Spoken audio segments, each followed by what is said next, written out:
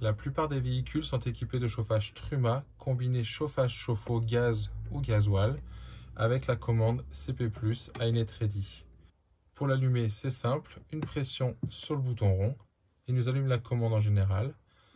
On appuie une première fois, on sélectionne les différents icônes en tournant simplement le bouton rond. Donc là, on va choisir la température du véhicule. Le chauffage est mis sur off. On peut régler donc en tournant la température de 5 à 30 degrés.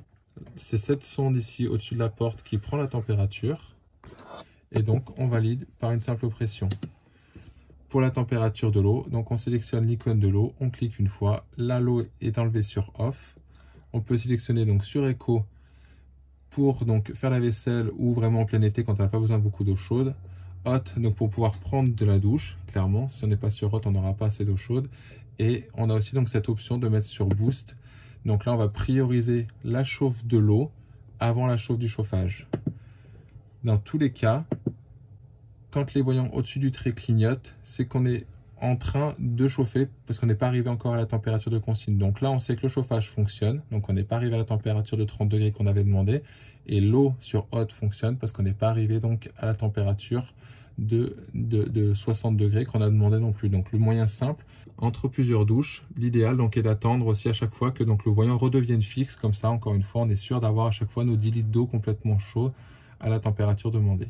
Quand l'écran donc revient en position veille, il oscille ici entre donc la température demandée, donc les 30 degrés, et l'heure actuelle. Quand on rappuie dessus, on sait donc toujours qu'on a demandé de l'eau chaude qui n'est pas à température, qu'on a demandé du chauffage qui n'est pas à température. On fonctionne actuellement sur le gaz. On aurait des petits éclairs si on pouvait donc le faire fonctionner avec l'option électrique, ce qui n'est pas le cas sur ce véhicule. Que la ventilation est en mode normal éco. Et après, on a la possibilité donc de régler la minuterie. Si par exemple, on veut que tous les soirs, à partir de 22 h jusqu'à par exemple 7 h du matin, par exemple uniquement en chauffage à 15 degrés pour pas qu'il fasse trop chaud. La nuit, on n'a pas besoin de chauffer de l'eau. La ventilation, on la laisse en écono pour pas que ça fasse trop de bruit. Et là, à ce moment-là, donc on va valider la minuterie qui va être ici. Elle va être en clignotante quand on sera dans la période de fonctionnement de la minuterie. Et à ce moment-là, le chauffage va automatiquement donc redescendre le véhicule à 15 degrés et arrêter de chauffer de l'eau. Et à 7 h du matin, quand la minuterie sera arrêtée, il va recommencer du coup à régler le chauffage comme on l'avait demandé et à rechauffer de l'eau si on avait demandé. L'icône pour le réglage de l'heure. Et là, pour les paramètres, vous pourrez regarder dans la notice, mais normalement, il n'y a pas de raison d'y toucher. Pour arrêter l'appareil, on rappuie donc sur le chauffage qu'on remet sur off, sur la température d'eau qu'on remet sur off, ou sinon, donc là on a arrêté toute la programmation, et sinon on a aussi la possibilité, donc quand on a rallumé l'écran, de rester appuyé long sur le bouton jusqu'à avoir le voyant off qui apparaît. Et là, à ce moment-là, quand le chauffage aura fini, donc s'il est très chaud, quand il aura fini de se refroidir et de faire toute sa manipulation, l'écran va s'éteindre automatiquement et le chauffage sera arrêté.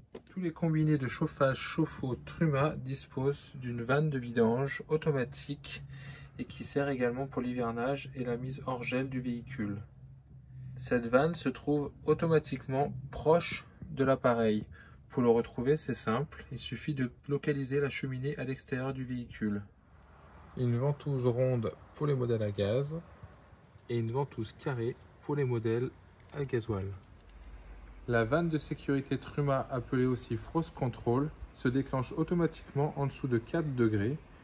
Elle va faire exactement cette manipulation-là, automatiquement. Donc le papillon ici va se remettre dans ce sens-là, il va sortir le petit bouton et à ce moment-là, ça libère l'eau qui va couler automatiquement à l'extérieur pour essayer de préserver au maximum le combiné chauffage-chauffe-eau, donc essayer de le vider au maximum.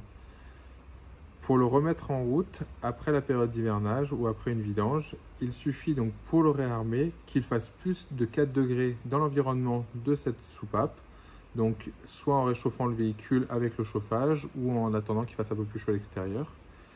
Ensuite, dès qu'il fait plus de 4 degrés, à ce moment-là, on va pouvoir manipuler le papillon dans cette position-ci. S'il fait trop froid, de toute façon, le papillon va automatiquement revenir dans l'autre position. Donc il faut bien qu'il soit dans le sens des tuyaux qui la traversent.